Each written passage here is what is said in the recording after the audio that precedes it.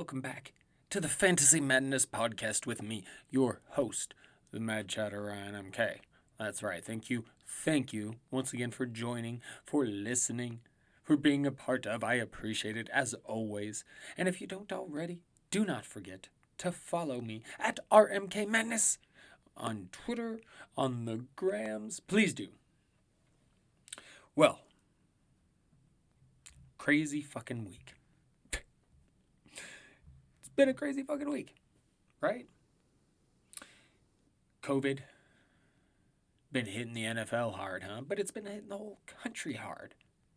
We're nearing 100,000 hospitalizations right now. Hospitals are about to be overrun. Seems like a shit time to be sitting here talking about football, right? But on the other hand, we all need that break from everything going on. As I've mentioned several times before, I think it's good. And not so much a distraction, because we don't want to be distracted, right? People use that word a lot, but the shit that's going on now, I mean, some of the important shit, a la the election, is gone by, it is gone. It's past, for most people. President Trump's still out there ranting about election fraud, but for most of us, we've realized that's gone. That's bias. But with the holidays, COVID still running rampant, we do need to take a little bit of a break from things now and again. But distracted, I don't know if I agree. Shit's too important. Got to keep it at the forefront of the brain, in my humble opinion. So you got the COVID shit, you got the Trump shit. Pat Patterson, old WWE wrestler, the first gay, well, came out as gay, known gay, I believe, wrestler, dies. Oh, lost Pat Patterson. I don't know, back when I was still watching WWE professional wrestling, and if you follow me long enough, I still love the professional wrestling, the pro graps as kids call it these days, but I don't do the WWE for several reasons, partly because, well, just Vince McMahon's not a good human being. That's one big reason. But there's a lot about that company I dislike, and if you just want to look at the product and the creative aspect of it all, it's just not what it once used to be, and yeah. So I opt for other situations like New Japan Pro Wrestling. Cha-ching! Love that stuff. In the midst of a couple of good tournaments right now, on the way to Wrestle Kingdom 15. It's going to be awesome. It's going to be awesome. Of course, you have no idea what I'm talking about, most of you. But I've mentioned it before on the show. So once again, if you're into pro graps at all, as the kids call it, check out the New Japan Pro Wrestling. Good stuff. But you got all that going on. And then in the football world, Will Fuller, suspended 6 games. Just add to all the misery, right? I'm sitting here trying to turn to my football to make me feel better, and what happens? Will Fuller! No! That's right, no Will Fuller, no. And there are some floating out the idea that perhaps this was a business decision, like, hey, he's had a pretty good year so far, the Texans are garbage, why risk getting injured? I'll just take a little something that I did not realize I couldn't take, and there you go, bam, suspended. I suppose anything's possible. But no, I don't know if I believe that. And it's a damn shame. Because in my main league, I done just recently traded for Will Fuller to help me with the playoff run. And now I've lost him. And it sucks. I hate it. I hate it. Anyway. But we're on the road to Christmas, right? I hope everybody's getting their decorating done. I'm sure some people had it done the day after Thanksgiving. We usually get a lot of ours done right after Thanksgiving, but so much going on. recently it seems that it's coming along slowly but surely, the Christmas decorating. So we'll get there. We'll get there. So all this going on, the Christmas season coming upon us, and it's just a mess. Everything's a mess, as the NFL schedule is.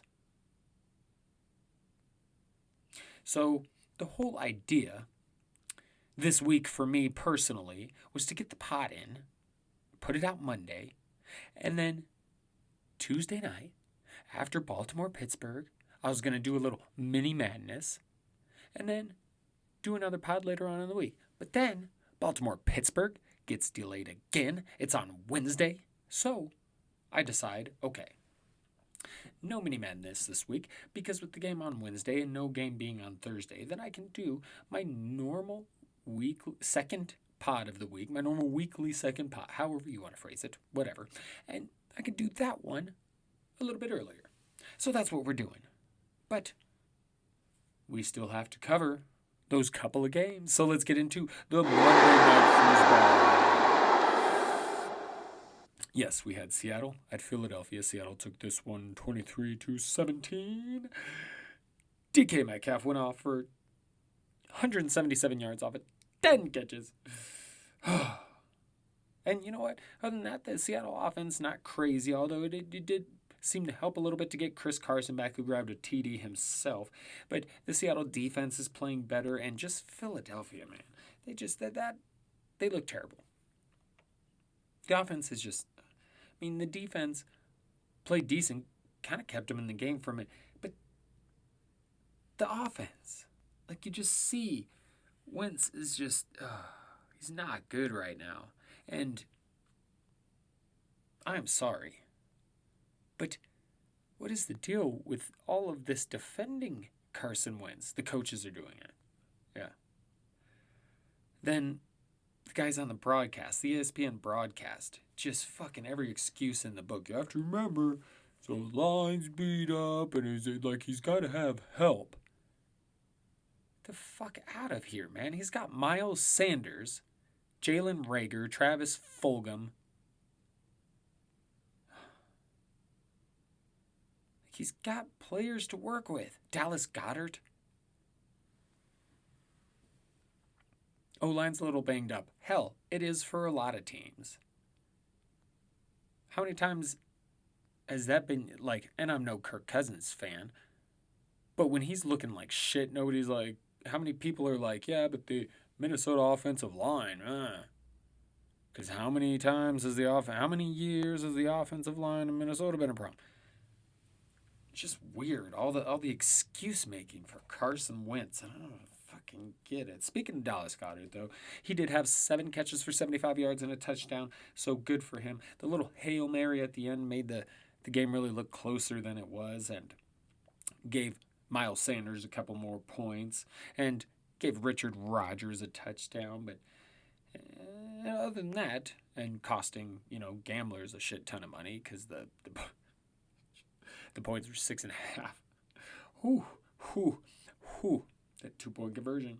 Some dude even wrote into the NFL saying that game had to be rigged. There was no reason to go for a 2-point conversion in that spot. He studied analytics, and they said, dude clearly didn't know what he was talking about. But just goes to show you, people out their damn mind. And this is why most sports probably don't want gambling heavily involved in their shit, because of things like this. This guy. Well, my bet got screwed over, so it must be rigged. Must be fucking rigged. That's right. But enough excuses for Wentz. You gotta see more. Gotta see more from that dude. And then the Wednesday night game. Or the Wednesday afternoon game, I should say, which was today. Because I'm recording this Wednesday night. You'll get it Thursday. Of course. Pittsburgh won this one 19-14.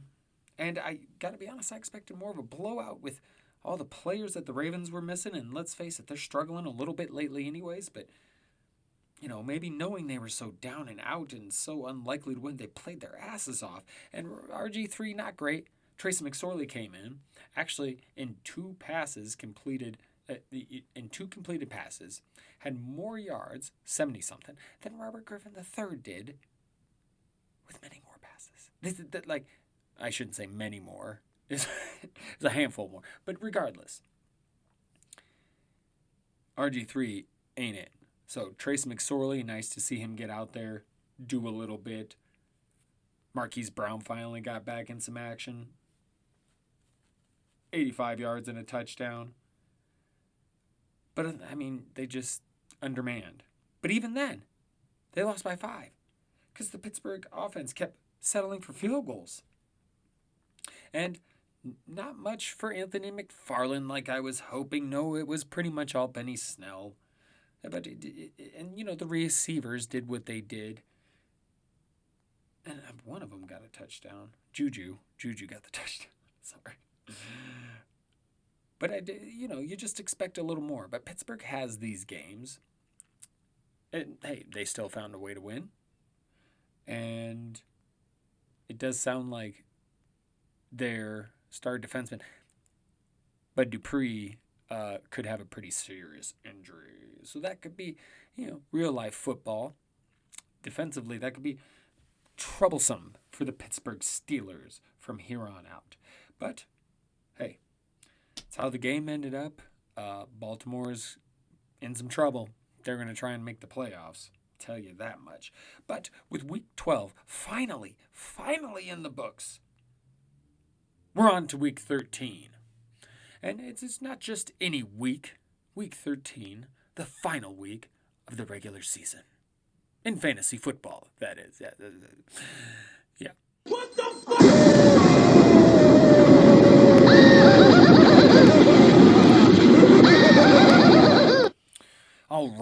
All right. Let's get into it. Week 13, final week of the regular season for the fantasy football season. And we just have 2 teams on bye. That's right, Tampa Bay and Carolina. And other than that, we've already got some games pushed back. So, it feels like there's a couple less games on this weekend, but regardless, we're going to get into it, get into the prognosis, have a very good time. Yes, look at these games and we get into. So, let's go. First game's up. Jacksonville at Minnesota. I got the Vikings winning this one 27-17. Jacksonville, they're going to put up a fight. They've been doing that lately, but, they're just feisty. But they're just not talented enough. And I imagine James Robinson will have another solid game. And I've got my eyes on Colin Johnson. I really do now. Particularly with Glennon still in there. Assuming he is. And then DJ Chark may be returning. So we'll keep an eye on all of that. In the Viking side, Adam Thielen is most likely returning. And then you got Justin Jefferson. And it's not a very good Jacksonville defense. So you imagine Dalvin Cook's going to do some cooking. And then Jefferson and Thielen will also get involved. But Dalvin Cook, they're going to need him to close it out. Because this could get a little bit ugly. But I do think Jacksonville puts up a fight for a minute. Moving on to the next game. Cincinnati at Miami. Miami wins this one 24-13, I do believe. The Finns, they're fine with or without Tua, football-wise. Fantasy-wise, it's nice when Fitzpatrick is in there, right? Devontae Parker's a little more useful, if I might say. And so it just feels like maybe Tua lessens the receivers a little bit right now, and an injured thumb isn't going to help, but we'll see how it plays out when he comes back, which could be this week. Could be. Maybe not. Maybe now, maybe not for blah, blah, blah, blah, blah. Whoa. Maybe not for Myles Gaskin is what I meant to say as well. So he may return, and that would be very, very good news for Mr. Tua or Fitzpatrick and that entire Miami offense. And then for Cincinnati, it's just more Brandon Allen, because there's no Joe Burrow there, and there's just no Joe Mixon, and the Joes are gone, and it's just, still play T. Higgins, Tyler Boyd, I'm down, but it's just, I got no faith in Gio, the running backs in general. I mean, even Joe Mixon didn't have it, Look ahead to next year, Cincinnati. Look ahead to next year. Please, because it's not happening this year. I promise you. I promise. Next. Oh, poor Bengals. Finally get the Burrow. You're finally seeing some signs of life. Something. And then it's ripped away. Such is the life of the NFL, right? It just that's what. And you got to be damn lucky. I mean, it really does put in perspective. I'm sorry to get off on track, but it really does put in perspective what the Patriots have done. And I'm no Patriots fan, or I'm not really. I loved rooting against them till this year, and then they got Cam Newton. And I was like, let's see what happens. But it is pretty insane what that organization did over the time period that Tom Brady was there. Because you see how tough it is for teams to just stay in the mix. And you can get out of the mix very easily. Oh, NFL. It's rough. Yeah, I know. Next game. Cleveland at Tennessee. I got the Titans winning this one 31-27 in a close game. Tennessee's on a roll. Derrick Henry, A.J. Brown, they cannot be stopped. I do think Jonnu has a bounce back game in here. C. Davis, blah, blah, blah. Corey Davis, solid flex in the game. Because, Cleveland offense struggles. Cleveland defense struggles. Well, their offense does sometimes too. But I was talking about the defense. Although, it does sound like they're going to get Myles Garrett back, which should be very beneficial. But I do think Tennessee's able to do their thing. Cleveland's going to keep it close. I really do believe so. They're playing better, and I just think they come up just short. Again, 31-27.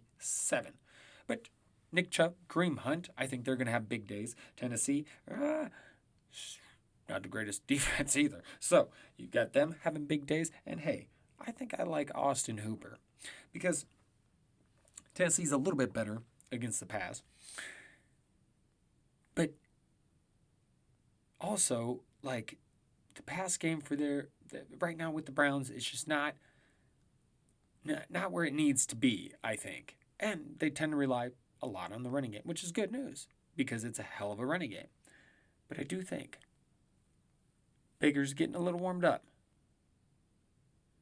And he's found Hooper a couple times recently. So I think, and Tennessee doesn't handle tight ends very well. So I see a good game for Mr. Austin Hooper. Moving on. Flipping the page. Indy at Houston. I got the Colts winning this one 30-16. I think it's a get-right game for them because Houston's defense is bad. Their offense is in shambles. The Will Fuller news is a fucking problem because Randall Cobb's on IR too. They just and they're going against the Colts defense. I don't like any of it. I don't. Fire up your Colts for this one, though, And, we saw life without Jonathan Taylor last week, and though Jonathan Taylor hasn't been quite what a lot of us expected, he still, pretty evidently, is needed for that team and that run game. So, I'm sure they'll be happy to see him back, and I do think Michael Pittman is going to have a bit of a bounce-back game as well. Oh, next. Oh, goodness. A wonderful NFC North matchup between the Detroit Lions and the Chicago Bears.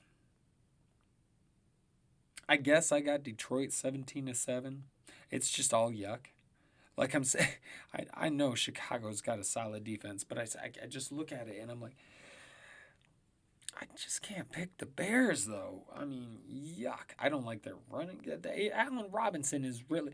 I do like Anthony Miller and Darnell Mooney, but they got no fucking quarterback. Foles is terrible. Trubisky's terrible. That offense is terrible. The coach is out there saying everybody's embarrassing and it's pathetic and this and that. And dude, wow. I do think Detroit could be a little galvanized, however, galvanized is what I meant. Galvanized. After the Matt Patricia firing. And by the way, if you didn't see Matt Patricia's wonderful burner account on Twitter, you should really go check this out. defending Matt Patricia like nobody can other than Matt Patricia. There you go. But I do think that they could get him a little fired up, and Swift has been limited in practice. If he gives it a go, that's going to be a big boon. And Kenny Galladay's still not practicing. That sucks. But, they still got Hawk, Marvin Jones. So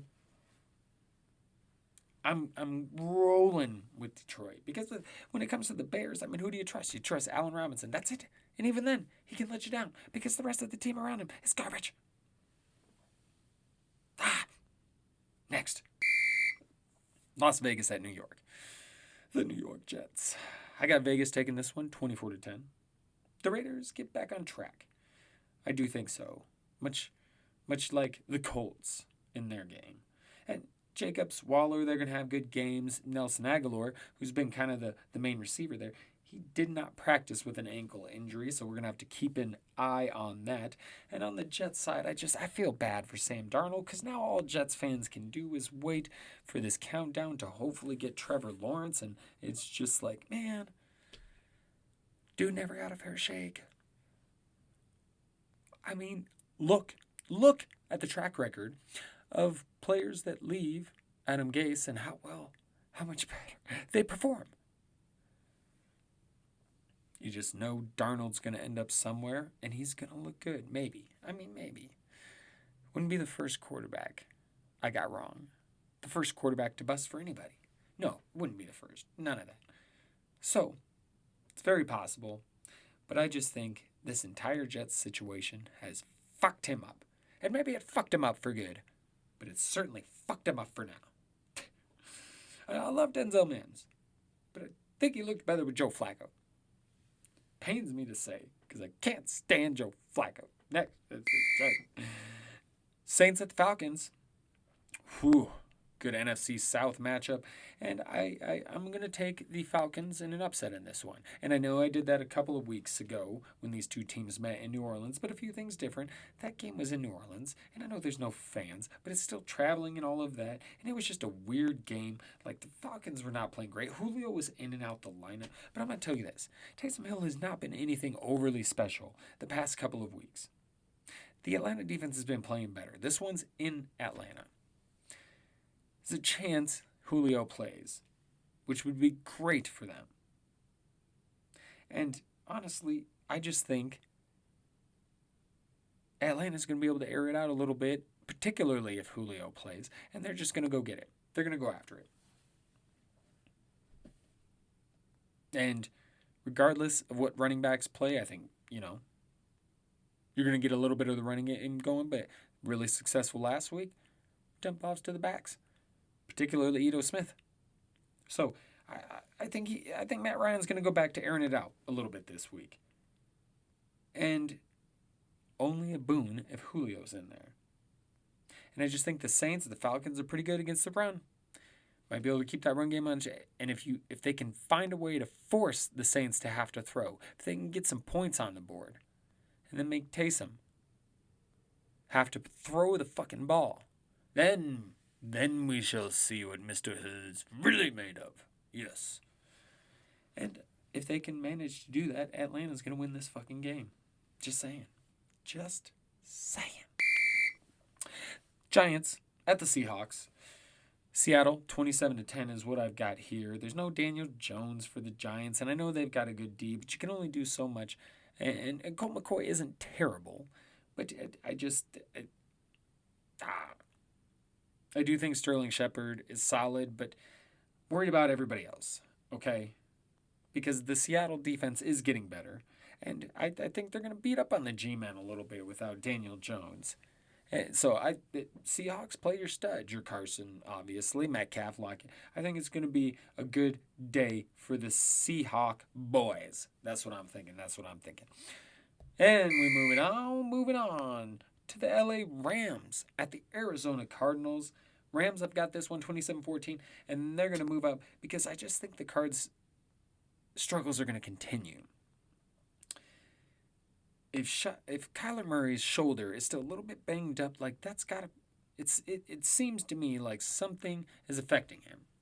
But it also could be that another part of this is that teams are starting to figure this, Kyler Cliff offense out a little bit. Find a few things that work against it, right? It's entirely possible.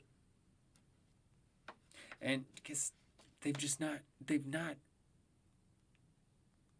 been good. And somebody pointed out, I think on one of the other podcasts I listened to, but really, since the Hail Mary. But it was that whole game they didn't play the greatest. They needed that Hail Mary to win. So, tough to say. But they haven't looked the same the past few weeks, the Cardinals. I don't think you can deny that. And then with the Rams, they've been inconsistent. They'll look really good for a couple of games, and then they'll have a game where you're just like, what the fuck was that? I don't think this is one of those games. I think they're going to roll right in there, division rival, and that D is really going to get in Kyler's grill and make it hard for him. And on the opposite end, the Arizona D is actually pretty good against the run. So I think it's going to be a lot of Jared Goff airing it out. And I could see some big days from Mr. Kupp and Mr. Woods. Next. Philadelphia at Green Bay. Moving on with the late games. I already spoke about Philadelphia. I'm not going to get deep into them. I think Miles Sanders could have a solid game here. Maybe. I mean, how can you not put Miles Sanders out there to start for you, right? You got to. But it feels like Dallas Goedert is the only one that's really trustworthy on that offense at this moment in time. And as for Green Bay, I mean, come on. Your main guys are going to eat.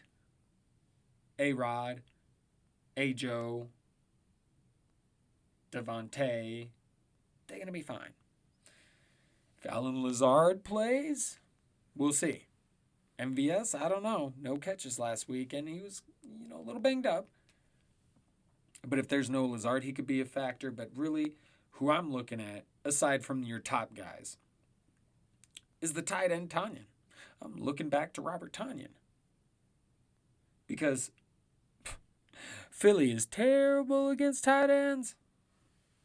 And I think Aaron Rodgers really does feel good having himself a tight end that he trusts. I think he likes that. I think he does. Okay, that's what I got for you on that one. Fucking Eagles. Patriots at the Chargers. And you know what? I got the Chargers winning this one. 23-14. And I know it may sound weird, but I just feel like the Patriots, again, another one of those inconsistent teams. I mean, yes, they won last week, and the defense played well, and they held the Cardinals' offense in check, but the offense didn't do shit, really. I mean, just, look, I could see Justin Herbert coming out, getting some quick strikes in early, take a little bit of a lead. New England's going to try and come back. They're going to try and run the ball, keep the ball away from Herbert, which means a big game for Damian Harris. I do believe that. Particularly because you can run against the Chargers, right? But I just don't think they're talented enough. And while the Chargers have been struggling in their own ways, I think this is when they find a pull-off and kind of put the nail in the coffin of the Patriots. I was big on Cam going to the Patriots, even being kind of a Patriots hater. I was like, okay, let's fucking do this. Cam on the Patriots. Let's go. And just hasn't worked out. And yes, their defense playing better. Cam and the offense can figure a few things out, but it's lack of talent. And maybe things change if they can get Julian Edelman back. But I just see this as a game where the Chargers put up some points. And then, it's going to be hard for the Patriots to come back from that. But you never know. It wouldn't put Belichick, wouldn't put it past me. Never going to put anything past me with that dude. Wouldn't surprise me at all. Patriots could win every game the rest of the year, and I'd be like, yeah, sounds about right. sounds like the Patriots. Sounds like Bill and the Patriots. Yep, that sounds about right. All right. Last game that we will discuss Sunday Night Football. The Broncos at the Kansas City Chiefs. And we're not really going to discuss this much, that much, because Kansas City is going to win this one running away. Give me about 33-13, because it's pretty simple. I'm going to have to pass on Broncos players. I mean, maybe Philip Lindsay, if he can play, if he goes. Because I just see that Drew Lock is just struggling. And as much as I like the Denver defense, they got to be just like, after last week, man, come on. Man and woman, come on. This poor defense, and now they got to go up against Mahomes and the Chiefs, and they're just gonna put up some points on them quick. And I think Denver's D could be really good, and they've been really good this year. They're in trouble. But play your Chiefs. Of course, play your Chiefs. That's a no-brainer every fucking week, right? Play your Chiefs. That's just, yeah. Speaking of the Chiefs, anybody gonna beat these motherfuckers? I mean, seriously, I know they let some teams back in it, and you know, they lost to the Raiders once and almost lost. But still, you really think someone can beat these guys in the playoffs? Not me. Maybe the Raiders? May I please have your attention? The store will be closing in 5 minutes. That's right. It's about that time. About that time to get on out of here, peeps, madcaps. But before we go, I wanted to say, since there's no Thursday night football tomorrow night, please check out the season premiere of BattleBots. That's right, BattleBots. It's back tomorrow. It's going to be weird. Much like all other sports and entertainment and whatnot, no fans.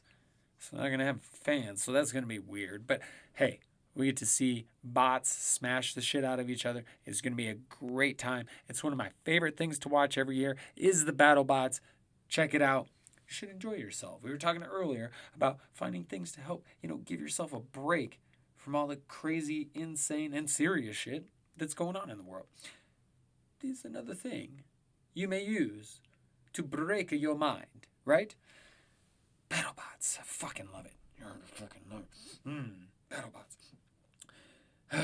And, with all the COVID stuff that happened last week and the schedule changings and all of that, now, there were some teams that weren't talked about, as I said. Tampa Bay, Carolina, on the byes, right? So, there's 3 games that we're going to get, which we never talk about the Monday night game, which this week is Buffalo at San Francisco. Obviously, we'll discuss that when we do our Sunday recap show. But then, there's a couple other games. Monday afternoon, we're going to get Washington at Pittsburgh. We will discuss that on the Sunday recap as well. And that one is due to, this whole Ravens-Steelers game that we just fucking got. And then Tuesday night, we'll get Dallas at Baltimore. Also, again, because of all the,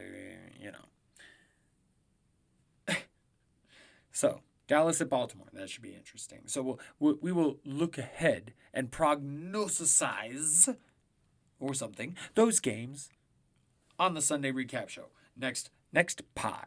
Yes. All right. Whew. It's been a good show. It's been a little bit of a good show. Enjoyed it, yeah. And we move on. And we get ready. Get through this weekend, right? And then it's on to the fantasy football playoffs. For most leagues. For most good leagues. And we'll get into, discussing a little bit of that next week. And if there's anything you can do to give yourself an edge. Which, at this point, not really. Hopefully, you've made trades along the way, bulked up the depth of your team, and done whatever you could to solidify this roster to make it ready for a playoff run. Now, it's just, trying to keep up on all the COVID shit and the injuries and the trying to get your lineup in there and, hopefully win some playoff games. So, all right. Week 13. Always a good week of fantasy. Well, and a bad week. All in one. Yeah. All right. Let's close up shop. Get the hell out of here. Thank you once again for joining me. I do appreciate it. And as always, much love to you all. I can't stress enough how much I really do appreciate. And it's not me trying to kiss ass or I'm just, if I get anywhere with any of this shit, it's because of the motherfuckers listening. So, of course, appreciate you guys and gals and whoever's maybe listening now or in the future.